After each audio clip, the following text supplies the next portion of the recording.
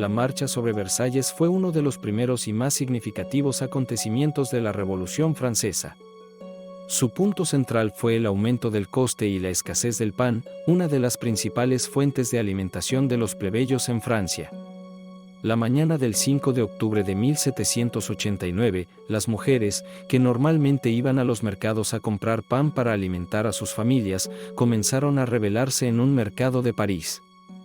Marcharon por París, exigiendo precios más justos para el pan, y poco a poco se les fueron uniendo miles de manifestantes más, entre ellos revolucionarios que buscaban reformas políticas liberales y una monarquía constitucional para Francia.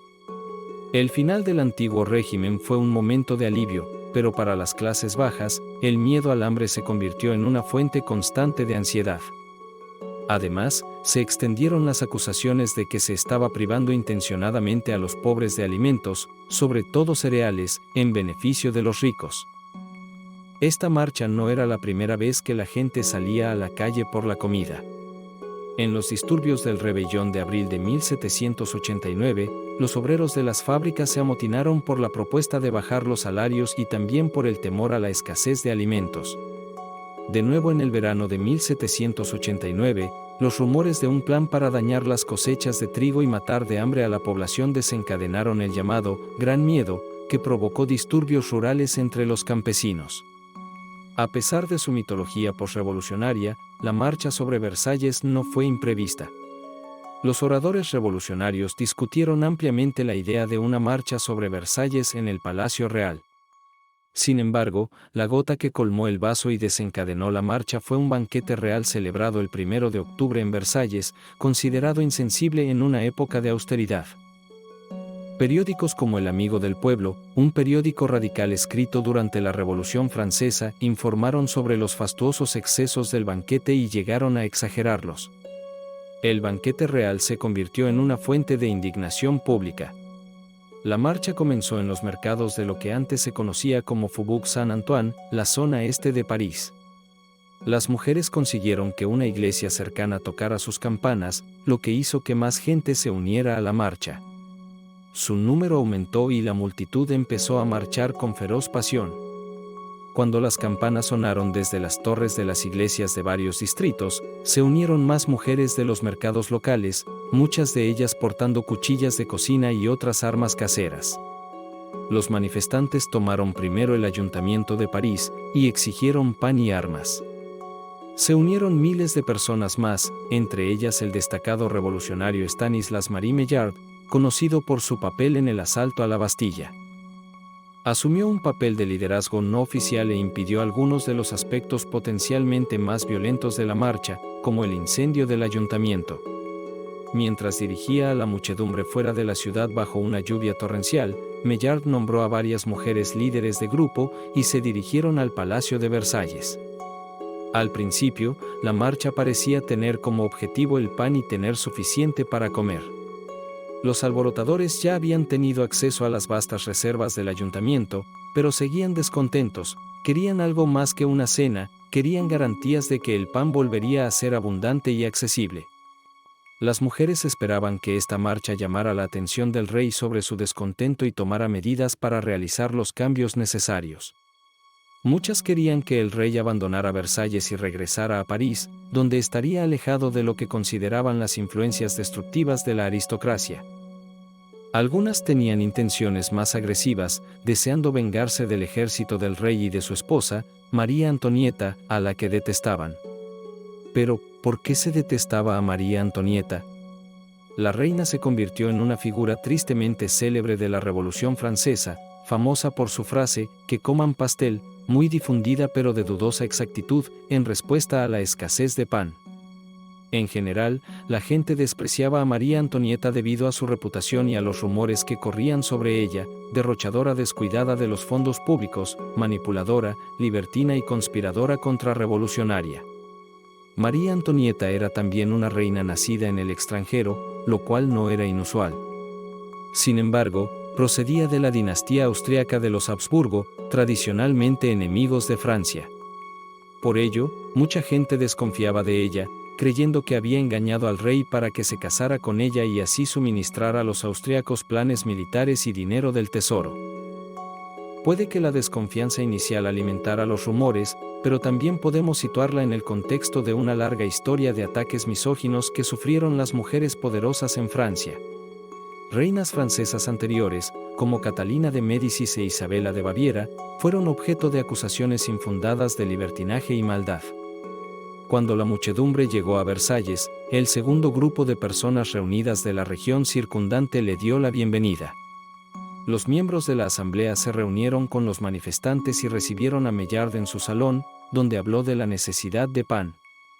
Los manifestantes le siguieron al interior de la asamblea y exigieron escuchar a Mirabeau, el famoso diputado reformista y líder de las primeras etapas de la Revolución Francesa. Este se negó, pero algunos otros diputados, entre ellos Maximilien Robespierre, que en aquella época era todavía una figura prácticamente desconocida en política, agasajaron a los manifestantes con entusiasmo. Robespierre se pronunció enérgicamente a favor de las mujeres y de su situación. Sus esfuerzos fueron bien recibidos, sus llamamientos contribuyeron en gran medida a calmar la enemistad de la multitud hacia la asamblea. Un grupo de 6 mujeres se reunió con el rey para expresarle sus preocupaciones. El rey prometió repartir alimentos de los almacenes reales. A pesar de que las 6 mujeres estaban satisfechas con este trato, muchos en la multitud desconfiaban y pensaban que renunciaría a esta promesa. Por la mañana, algunos manifestantes descubrieron una puerta desprotegida del palacio. Una vez dentro, buscaron la alcoba de la reina. Los guardias reales se retiraron por el palacio, cerrando puertas y atrincherando pasillos, mientras que los de la zona comprometida, el patio de mármol, abrieron fuego contra los atacantes, matando a uno de los jóvenes manifestantes de la multitud. El resto, enfurecido, se precipitó hacia la abertura y entró en abundancia. Uno de los guardaespaldas de guardia de la caballería de la Casa del Rey de Francia fue rápidamente asesinado y su cuerpo seccionado. Un segundo guardia, apostado frente a la entrada de los apartamentos de la reina, intentó enfrentarse a la turba, pero resultó gravemente herido. A medida que el caos continuaba, otros guardias fueron descubiertos golpeados, al menos a uno le cortaron la cabeza y la colocaron encima de una pica. El ataque se calmó lentamente, lo que permitió a los antiguos guardias franceses y a los guardaespaldas reales comunicarse eficazmente. Finalmente, se restableció la paz en el palacio. Aunque la batalla se había calmado y los 2 comandos de tropas habían desalojado el interior del palacio, la turba permaneció fuera.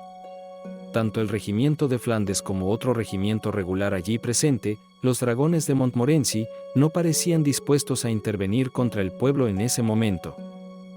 Mientras que los guardaespaldas de guardia en el palacio habían demostrado valentía al defender a la familia real durante la noche, el grueso del regimiento había desertado de sus posiciones y se había retirado antes de la mañana. El ambiente cambió cuando el rey aceptó regresar a París con la multitud. Esto se consolidó aún más cuando Lafayette, el líder de la Guardia Nacional, aumentó su alegría colocando una escarapela tricolor que era el símbolo oficial de la revolución en la gorra del guardaespaldas más cercano al rey. La multitud exigió entonces ver a la reina María Antonieta, a la que achacaban muchos problemas económicos. Lafayette, seguido de los hijos de la reina, la condujo al balcón.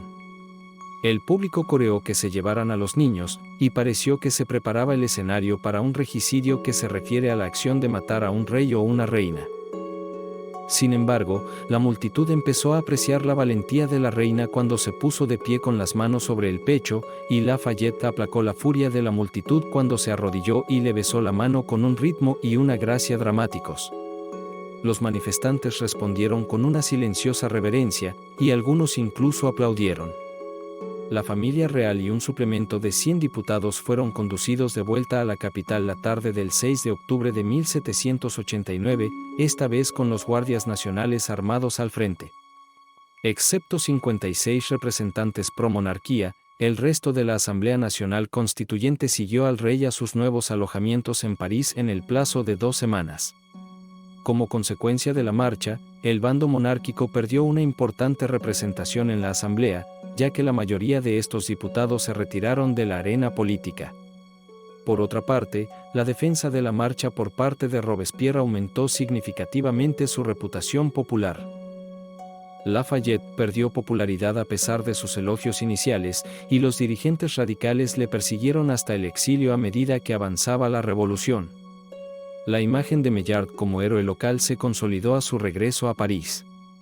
La marcha se convirtió en un tema central en los retratos revolucionarios de las damas de París.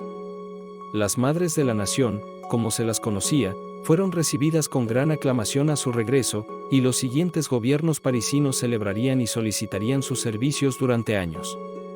Tras la Marcha de las Mujeres, Luis intentó trabajar dentro de su limitada autoridad, pero contó con poca ayuda, y él y la familia real se convirtieron prácticamente en prisioneros en el Palacio de las Tullerías.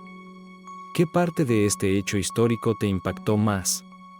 Déjanos tus pensamientos en los comentarios y no olvides suscribirte para más contenido ni te pierdas estos otros videos de leyendas creepy.